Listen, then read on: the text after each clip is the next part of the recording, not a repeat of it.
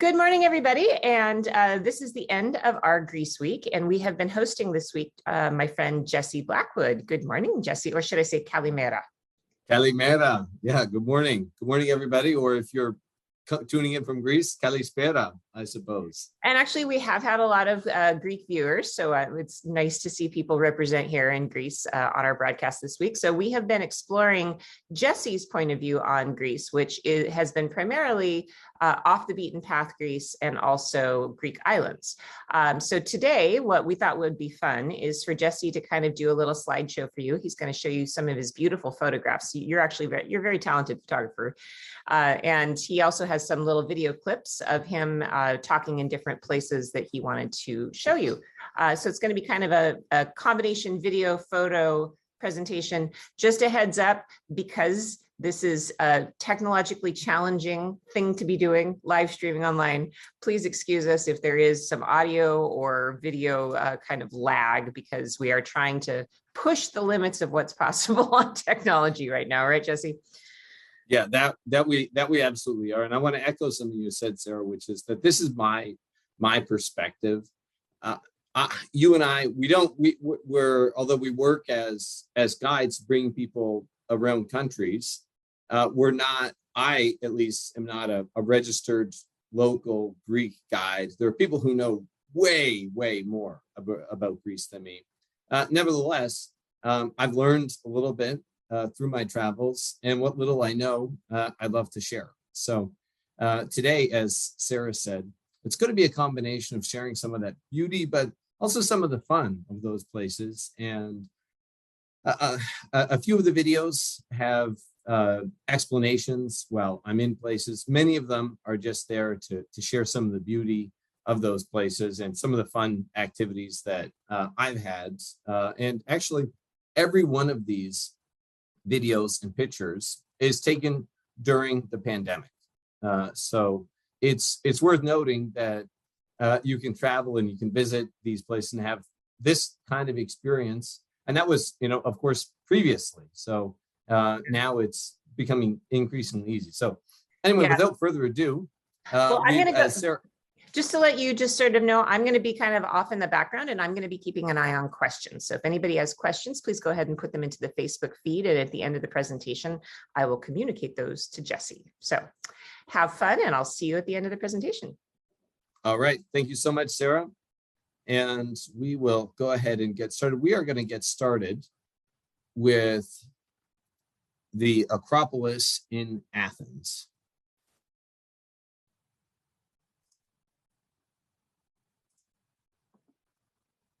So this is a video that will have its own sound, and I apologize in advance. I wasn't mic'd up. These were just casual videos. But as I say, some will have sounds of their own, and others I will kind of narrate as we move our way through.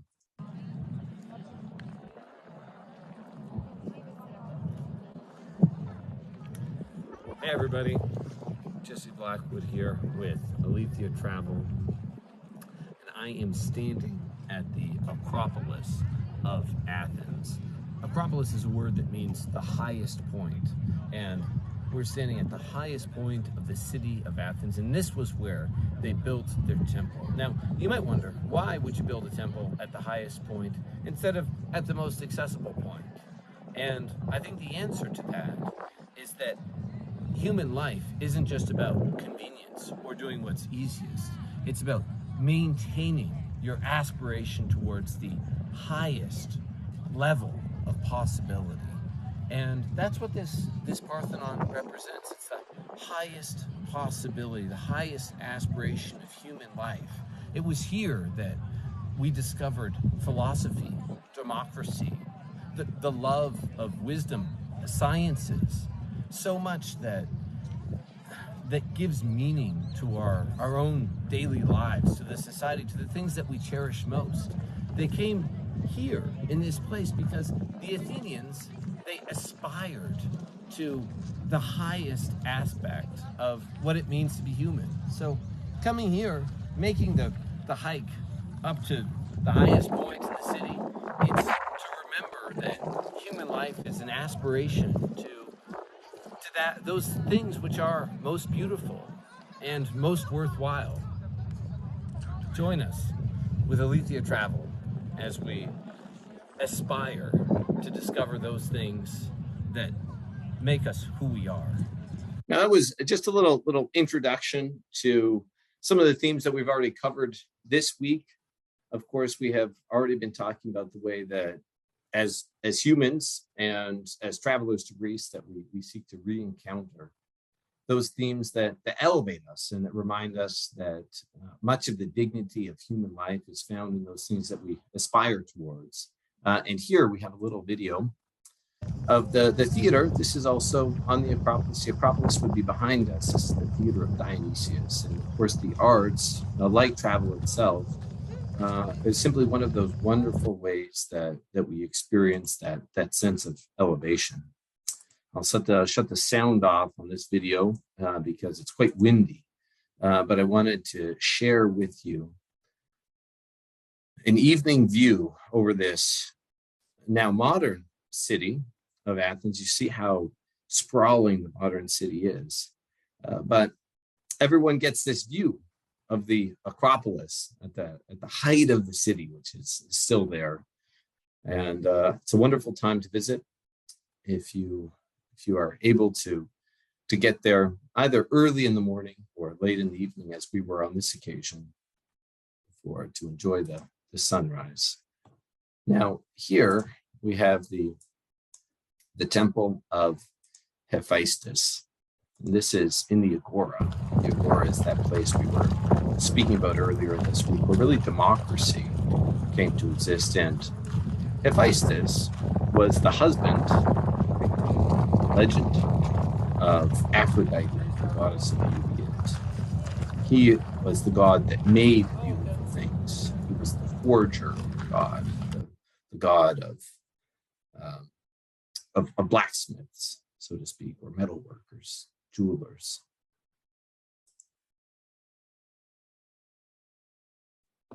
And this is just a little video as we walk down that same evening from the Acropolis.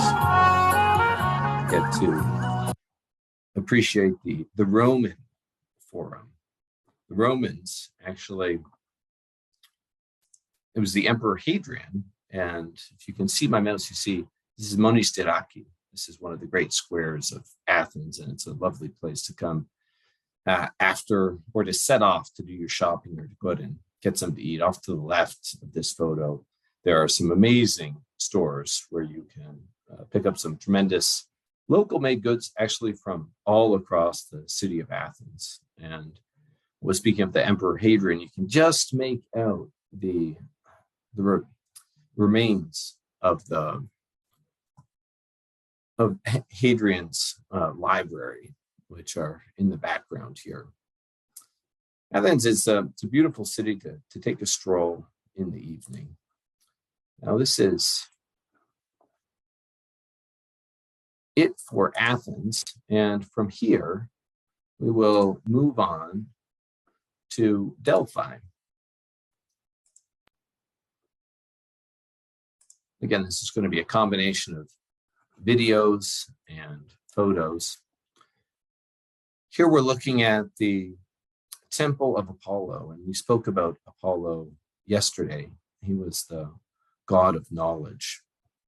And we're sitting actually with Mount Parnassus behind us. And Parnassus was the mountain where the Muses were born, which is quite a claim to fame, but also a claim to beauty. The Muses were those who inspired all of the different arts.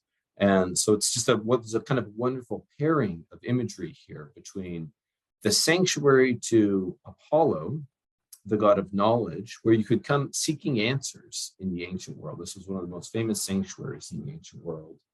And that would be situated exactly in front of the mountain of Mount Parnassus, where the Muses, those who inspired the arts, are born. So this is lovely pairing. And then beyond that, we have as well the navel of the world, according to myth.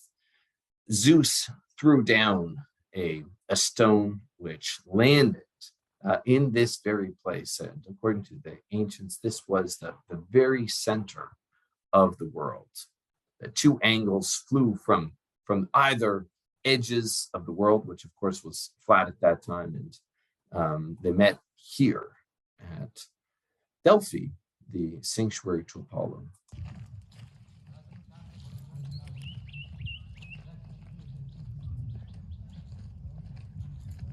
You can see just how peaceful that is and what a spectacular view. This is a view from above of the theater. The theater at Delphi, and you can imagine looking down below, watching the players and having this as your background. You can just make out the treasury of the Athenians. We'll see that in another minute. And this is a view from inside that theater. You get to see Mount Parnassus here behind us. I think that's just such a spectacular image to be inspired by the mountain of all places where the muses were born.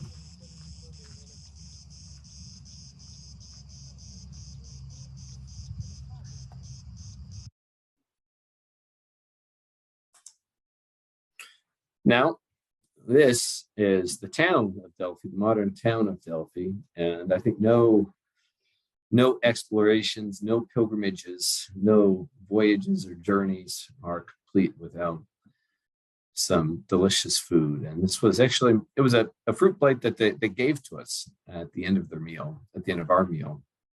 And again, it's just an indication of the generosity of their hospitality. But the fruit in Greece is remarkable. Every fruit has its season. Now you could, even now, be getting fresh oranges.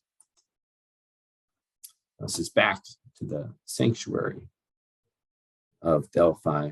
And this is not actually a temple, but it's a treasury. It's a treasury of the Athenians. And so when you came to the sanctuary, you would bring gifts, and they could be stored here, or else the wealth of the city after wars would be stored in this place. And it also operated a little bit like an advertisement to the other Greek city-states, because it helped to show the wealth and power of the Athenians in this sacred place. Now we're moving on. This is Mesolongi on the trip that we'll make this April 27th. If anybody's interested in coming, we still have a few spots. We will be visiting the lagoon of Mesolongi. We already chatted a little bit about this the other day with Antonis. Thank you so much. And this is the wonderful meal that we had with this fresh caught fish prepared for us by the same fisherman who caught it, with the traditional recipe of Mesolongi. And here's my brother talking a little bit about our day and this wonderful meal. So we'll let him give his own introduction. Here we are, guys, with Olympia Travel, having an amazing meal with freshly caught fish, an incredible salad. We're here on the water, and we are about to pour some wine here to celebrate this inaugural trip. Come join us. No trip, of course, is complete without a little local wine. And if you've never had Greek wine, then you're missing out. That's another first that you can try. Here we're looking at a Pilates. This is one of those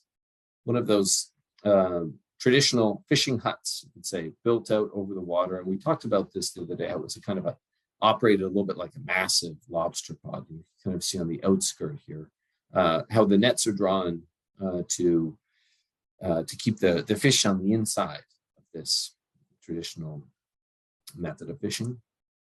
And we mentioned as well during our interview with Antonis that the mud of the lagoon of Mesolongi is curative and healing.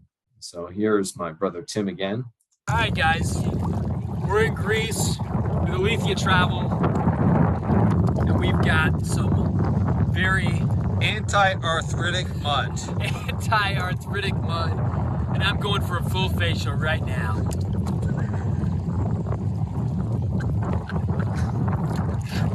Woo! I can't see anything. Never do anything just halfway, right? If it's good for the body, it must be good for the hair, as I suppose Tim would say. And here we are, as we're all dressed up in these healing muds.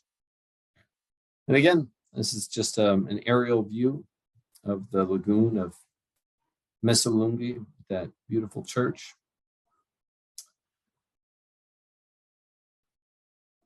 And we're moving on here to Nafpaktos. This is a place Sarah will appreciate because it's one of those Venetian towns.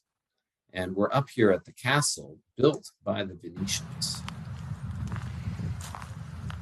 Again at sunset.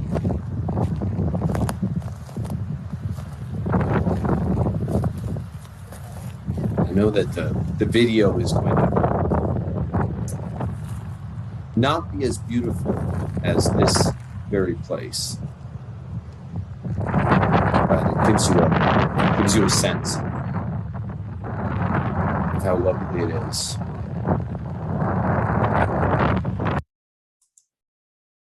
Now this is, again, it's a picture of that castle. You can see just down to the left, we have the Venetian harbor, the town, and I couldn't resist. There was a cat visiting me. So Built the castle? felt I had to share. Let me see your hands. What's so delicate? The cat who was sharing our view. And just below, you can make out that harbor, that Venetian harbor of Nafpaktos, which happens to be my very background at the moment.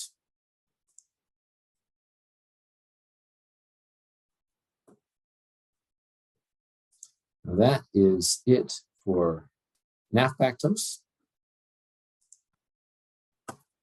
And we will move on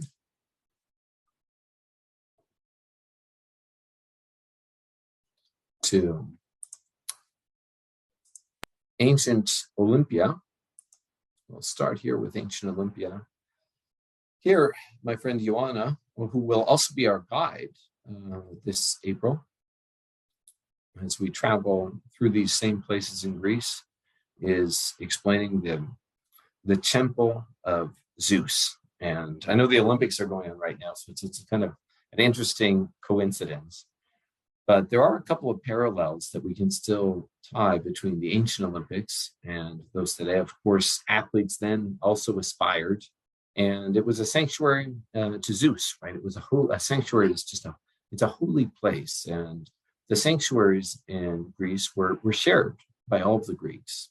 They weren't owned by the city who lived closest, and they held games just as they do now at ancient Olympia once every 4 years. Actually, the ancient Greeks held games every year at 4 different sanctuaries, but in that rotation were the ancient Olympic Games. And you can see just over the head of Ioana, this massive capital stone of the temple of Zeus. And one of the things that I really appreciated on our visit here was the notion that the Olympics, even in ancient Olympia, were used as a source of pride for all of the city-states that participated. And as soon as the game started, didn't matter what arguments you had with your neighbors, who you were battling with, all of those battles were put aside. And then there was a moment of peace during the Olympic Games. And of course, there would be tremendous pride for each of the victors. And the other thing that's worth noting, we don't have any pictures of that here, but just behind where this picture of Ioana and I was taken, or that is in front, I suppose, in the direction that we're looking, there used to be a line of statues. And those were the ignominious statues of those persons who were caught cheating. So then not only the reputation for tremendous athletes was shared, or those the victors, but also those who were caught in treachery. And that was a terrible thing to be caught in, because they would remain there forever as kind of ignominious scars or stains on the reputation of those city-states from which they came. Now, this is the only monument in ancient Olympia which is not dedicated to the gods, but to a man, and this is the Olympia, dedicated to King Philip, the father of Alexander the Great. And although I know the video is not what it is in person, nevertheless, I think gives a sense of what it feels like to walk and to look up at these ancient columns. This place is also full of oak trees. As you can see here, the oak tree is an image, not only of strength, but it's also the tree of Zeus. And as you can imagine, with my romantic spirit, there was no end of my joy and enjoyment that I took from the thriving oak trees in this place. Now here we have some olives. Looks like it's all still here. And again, this is still in the sanctuary of ancient Olympia. And I just want to share these massive stones that had fallen down from the temple of Zeus. The statue, which once sat in here, was one of the 8 wonders of the world. Was massive. Now, on here, I'm sort of following the trip itinerary that I'll be doing in this spring. And so after visiting ancient Olympia, we'll go to Arcadia. And this is the town where we'll sleep. This is Dimitsana. I had a bit of an adventure when I was shooting these drone videos. But Arcadia is the famous mountain region, kind of in the center of the Peloponnese.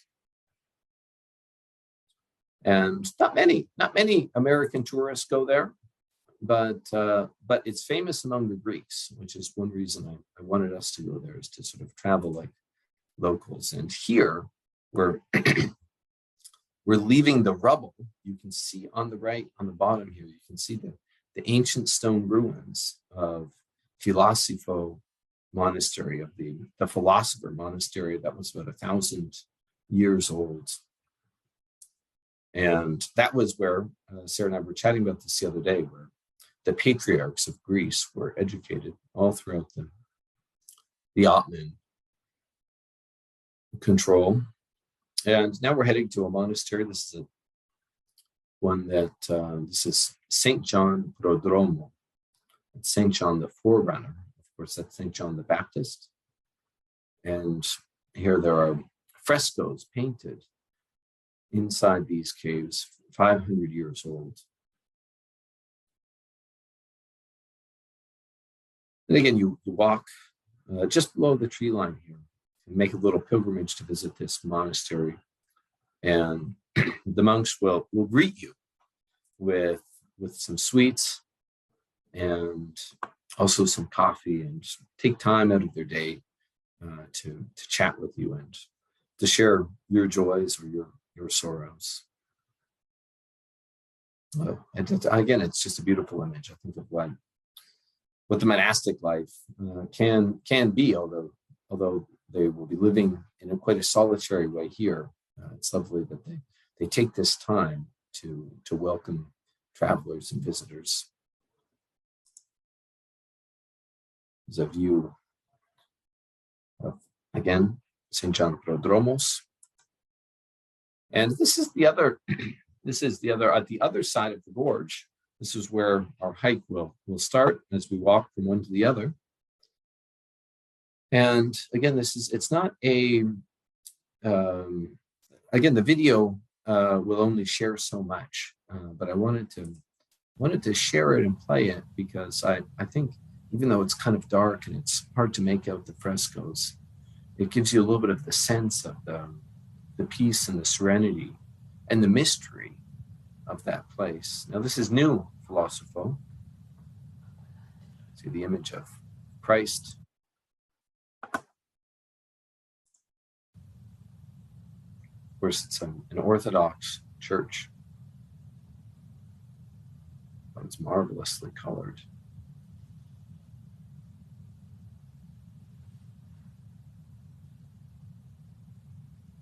And I just love that light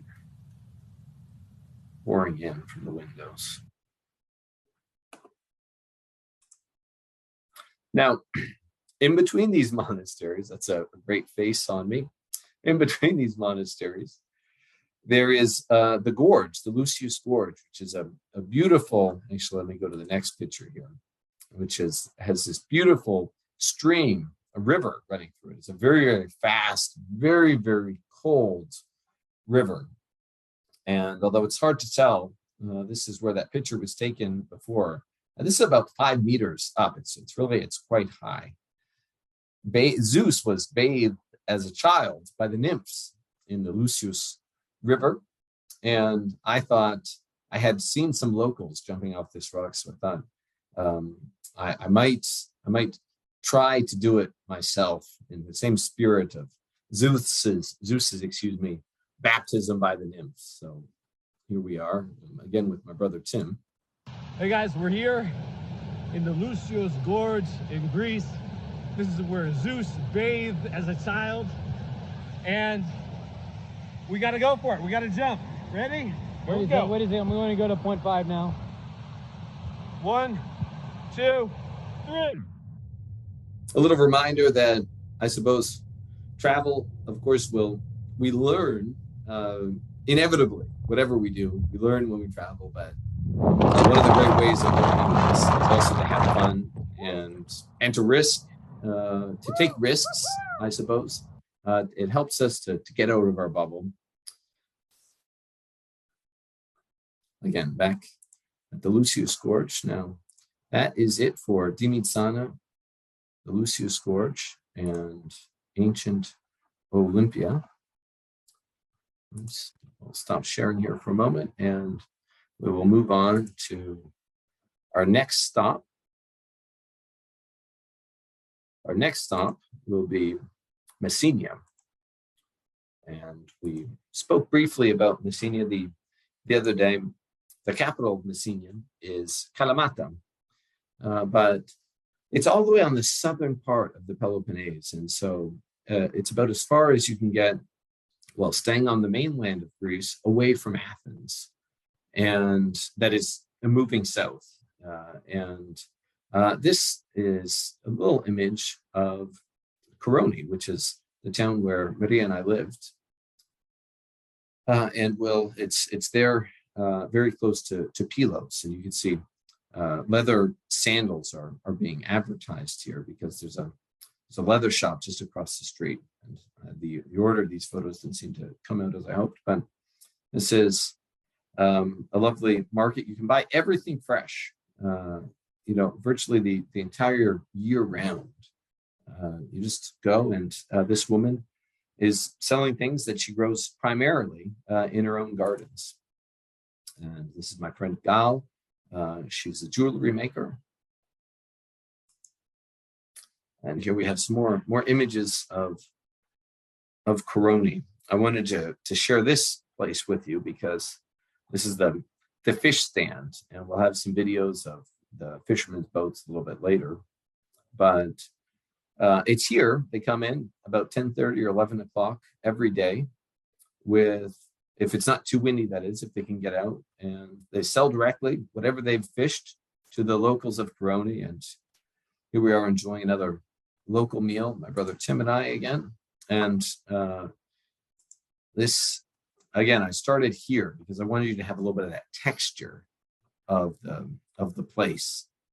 But this is the harbor of Coroni, and in this water, although we're kind of coming at it tangentially here, it's often so clear that if I pointed the camera down, you would see right down to the bottom. And I thought I would share this video just because first of all, I think it shows some of the beauty of the place, but it also shows what a healthy culture of fishing they have. And that's Coroni all on the right there. And then on the left, Sarah, you'll be glad to see that there's another Venetian castle poking its head out. This was Coroni because it was one of the crowns. If you look at the southern Peloponnese, then it makes a kind of a crown. And this would be one of those kind of triangular points sticking out. Here is the beautiful Maria. These are just, again, I put this in there just to show that often when you're out and about, you can simply walk out. This was our Airbnb, you just walk out and pick the fruit that's really so abundant in this marvelous country. Now, these were the photos I meant to share with you earlier. This is at the shoemakers, and these are all handmade shoes. This is the grandfather of the shoemaker, and you see I put a little self-portrait of myself in there. But Manualis, the shoemaker now, was originally from Crete, and he moved here because he had lived for a time in Patra, one of Greece's larger cities, but he wanted to avoid the hustle and bustle of life. So he moved to Coroni, where he said, sometimes if you're lucky, said you might not have much money, but you might just find a little happiness in the time that you spend with your friends. He said you can grow your own tomatoes and drink your own wine. Now, these are some of the tools of Manuelis' grandfather. And here's a fishing trip I did again in Coroni with Thetis. Kalimera. Good morning, everyone. Jesse Blackwood here with Olympia Travel. I am out here on the boat with Thetis. We're here in the Mycenaean Gulf on an early morning fishing excursion. Behind me, you see the place where you can see Thetis has caught something. What is it? Eh? What is it? Got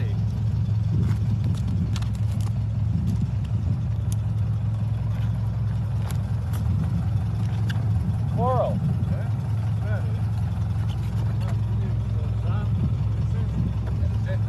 Yeah. This is a little sponge. You leave it in the sun and You dry it never out. know You use that what you're going to in find. the bath. I had no idea that the color was sponge. orange. But I was getting ready to say, when Thetis caught that sponge, that on the other side of this bay, that was where Patrick Leigh Fermor penned his very, very famous memoir, travel memoir, A Time for Gifts. I couldn't resist putting in a couple of photos of Thetis here, who simply invited us to join him. We met him the night before this, actually, and he invited us to join him as he went out the next morning.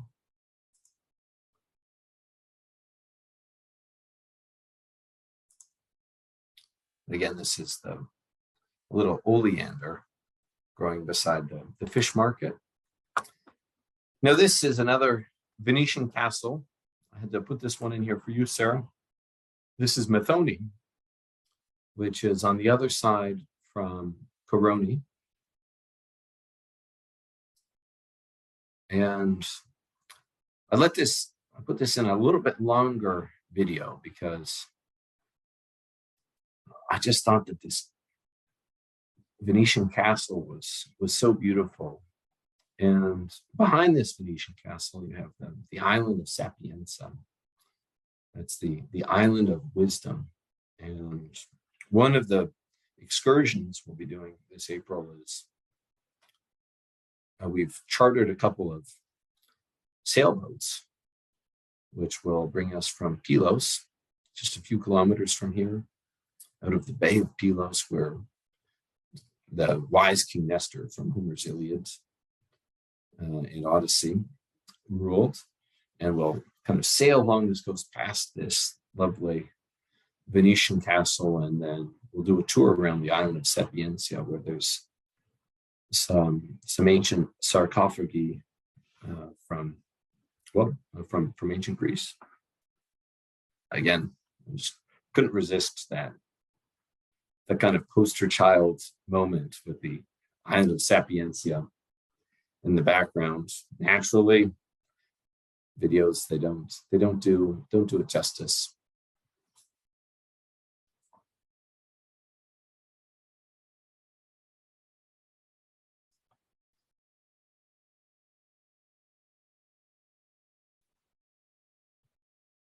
It was here that I accidentally drowned my drone.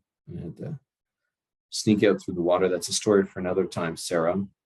But to sneak out through the water, I was quite early in the morning, and I stripped down and waded out in the buck to go get my drone. Now, this was a walk.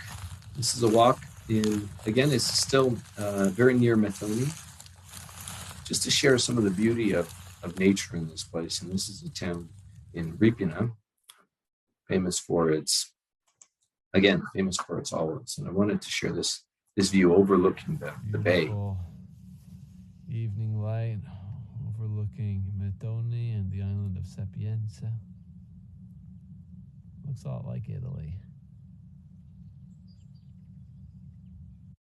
Because I think, Sarah, you agree with me that it looks so much like so much of Italy, and I was astonished to learn that when I traveled to Greece. Now, so much of ancient history is here that on this occasion we were just driving through a farmer's field. We were here in Pilos, and we saw a sign for an ancient tomb, Mycenaean age tomb, and so we pulled off the road and drove towards this tomb through this farmer's olive grove, and we stumbled on this massive this is the biggest olive tree I have ever seen. It is easily 2 meters wide. It's impossible to tell. Maria says more than 2 meters. It's got to be 500 years old. It is amazing. Wow. Look at that. Beautiful. Gorgeous day here in Greece. Wish you were here. Just beautiful. And I wanted to put this in here. Although this is actually on Agistri, an island not far from Athens. I wanted to share an image of the pistachio harvest, because pistachios, they're harvested and grow a little bit like olives. So you will beat the tree and bring them off. And we encountered this family that was so generous, giving us some pistachios and also some pistachio sweets, that I wanted to put that in there just as an image of that wonderful Greek generosity and spirit of hospitality. Now, we'll move next to Nafplio, the area around Nafplio. I just wanted to jump in, Jesse, and say Yep. Your photos and videos are gorgeous. Oh, thanks, Sarah. You're making me want to just jump into the screen and be over in Greece. So I'm going to Italy, which is also beautiful, but man, really kudos to you with the quality of video and photographs. Oh, thanks so much. Actually, we should have you back, Jesse, to do a little tutorial on how you get such beautiful footage. Sure. Be my pleasure. I'd be very happy to. And again, I can't actually take credit for this, Sarah, because they're, as you know, good videos, good photos. They shoot themselves. right? And it's the place doing the work here for us. Yeah, I laugh when people tell me I'm a good photographer because I'm like, no. I mean, I'm an okay photographer. I took classes in college because for architecture it was required. So, I mean, I know how to take a picture of a building, but when you're surrounded by gorgeous places, it's pretty easy to be a good photographer. Yeah, exactly. It's sometimes, you just pick up the camera, you're like, well, how to go wrong? I mean, because on a number of these, like that one I just showed of the olive tree, actually it was a slightly older phone, and I didn't have most of these I have a gimbal, but there I was just kind of trying to be careful walking, and just I don't know, I think it's the magic of the place that kind of carries the day. Well, and I think when you're a person who is out there, like as a travel journalist or documenting things, and you're really excited and you have a passion for it, that actually is, I mean, you're better at it that way. That's very true. And I guess I didn't, because as we were looking at the video, I didn't share this 100%, but that was for me a kind of a bucket list experience, because in Greece, they have these signs for historic places that, it's just, you drive off the road through a farmer's field.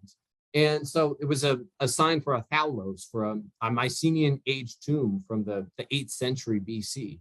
And after having seen dozens of these driving around, I thought, well, I have to stop. I have to go take the risk and drive.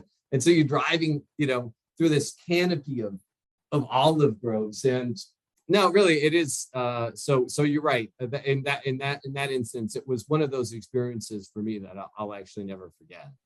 Well, and I think the thing that we're doing that distinguishes us from like big tour companies is that you and I share that same desire to like give those spontaneous experiences to people, and the things that we love about being really bold travelers. Not everybody's going to be bold and brave enough to kind of do the sort of travel that we do on our own individually, but I think there are ways to create that kind of ambiance for people in a group setting.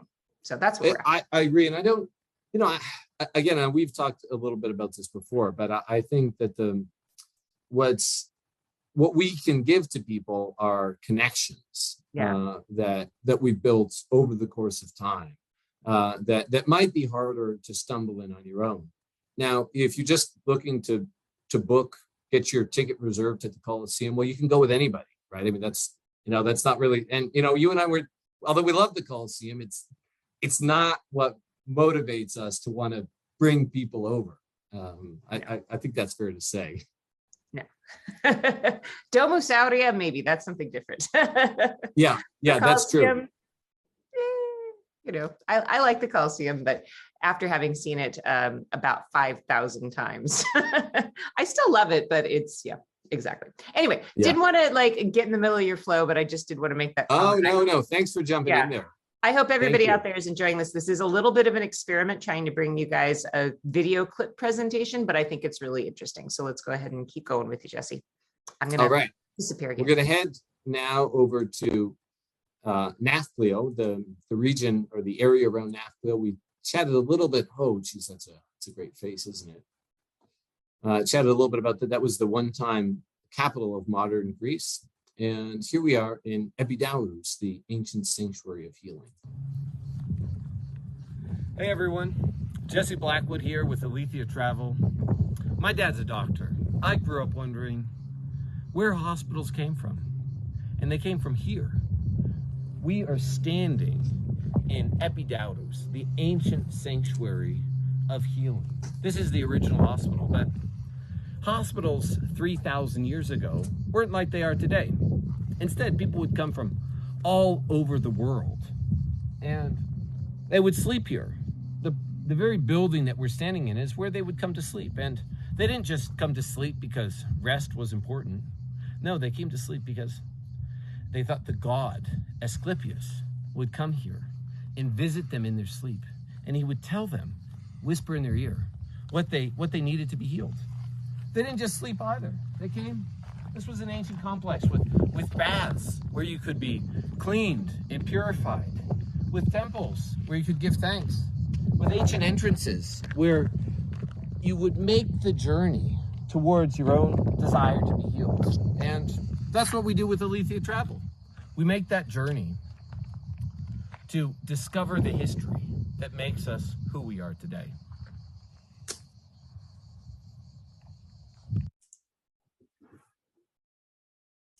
I thought we would show you one of those ancient entrances. There are actually two in ancient Epidaurus.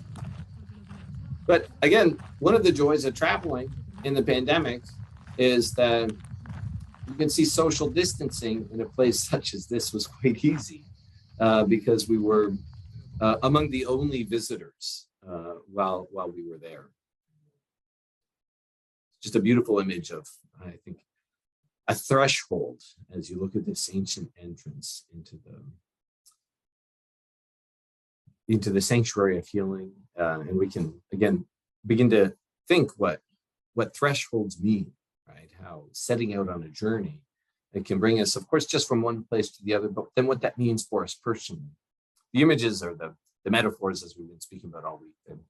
They go on in this wonderful, wonderful country. Now here we are, still in Epidaurus, the sanctuary of healing.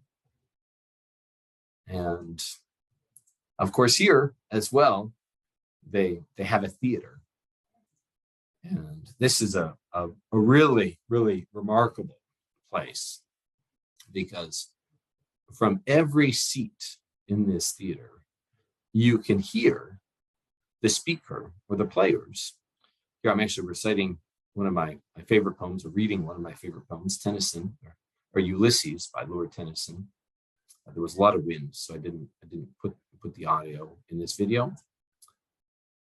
But very remarkably, from every one of these 15,000 seats, you can hear the players as they speak from below. It's just an absolutely remarkable experience to go there and recite something. Now, nearby Epidaurus is Mycenae. Yeah, really. Hey everyone, Jesse Blackwood here with Olympia Travel. We are in ancient Mycenae, standing at the wall, which they said was built by the Cyclops. Just take a look at the massive size of these stones. These were put here 3,200 years ago, and look above us. They call this the Lion's Gate. How did they build this more than 3,000 years ago? This was the citadel of King Agamemnon, the king of the Trojan War. His burial tomb is just on the other side of this hill.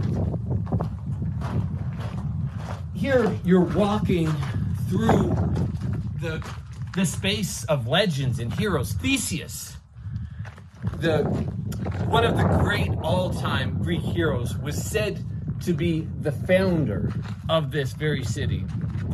To learn more about the epics, the stories that make up our own history, come join us at Olympia Travel.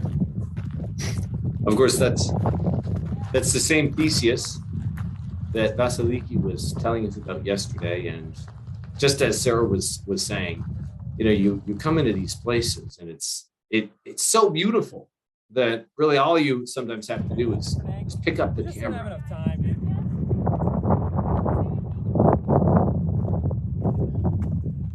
That was quite windy there.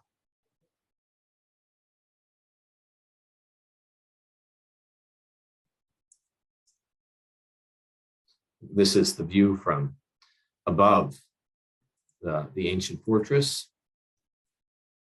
I thought I would just put a still in here to help you appreciate maybe the magnitude of some of these stones that, again, according to legend, they said this was built by the Cyclopses because it was so massive and heavy that they said, well, how is it that a human being could build this themselves? Now, this one, Sarah, I put in for you especially. This is in Nemea, and this is the region famous for wine. When This was where Hercules competed one of his 12 feats in slaying the Nemean lion, and they call wine here lion's blood. But I wanted to put this in for you, Sarah, because it shows us how much this area reminds us so much of Italy, right? You look at this, and if I didn't know where this video came from, I would have no idea that this is Greece and not Italy. Again, just as we have been kind of chatting about in these previous days, the way that the cultures are really sister cultures. And there's so much confluence back and forth. Of course, wine is coming from the further east, and I think it comes from Georgia or nearby Georgia originally, but it's been being cultivated for, I think, approximately 5,000 years in Greece. Well, that brings our videos and photos to a close. Well, I am ready to go. Well, that's a success. Well, being here in this incredibly gray, cold Seattle climate, yeah, please, can I go now? And actually, absolutely. That leads me to a good question. What is the best time of year to go to Greece? Because, I mean, for me, obviously, right now, I'd love to be in Greece. Who wouldn't? But I'm a beach girl. So for me, I would probably plan to go anytime after kind of mid-June through maybe October. But what do you think is the best time to go? I actually think that's a bit late for Greece. Then, I grew up in Canada, but I've really converted. I'm like a temporal Italian now, or Mediterranean. So I have a much harder time with the cold than generally. Says the guy who jumped into the Puget Sound at 2:00 in the morning on a January night. So well, there's for in purposes of adventure and discovery, there are a few things that I won't try once or twice. So you can see why I might not believe you. Touche. Carrying on, however, I think that July and August are really too hot to travel to Greece. And yeah, you could go there in the beginning of June. I was there all throughout September this year, and there were days at the beginning of September when it was really hot. And so it's going to be a little bit hotter than Rome. Probably, I suspect. Well, it's you're about as far south as you are in the southern part of Sicily, and so you will get pretty warm temperatures in the middle of summer. But so I would say the shoulder season, right? September and October. And when we were there, maybe March, starting March, April, do you think? Yeah. I would say towards the end of March. Depends. I'm a real swimmer, and I'd love swimming. Also, I know we jumped in some water there that was very cold, but I love going for longer swims. And so for me, that the water probably has to be at least about 70.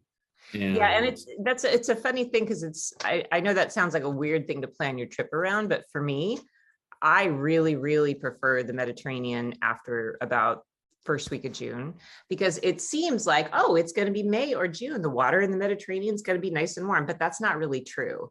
It takes a few months for it to warm up. So if that's important to you, you might want to go the second half of the year, maybe in the fall. But the benefit of going in the spring is you get all that beautiful spring foliage, right?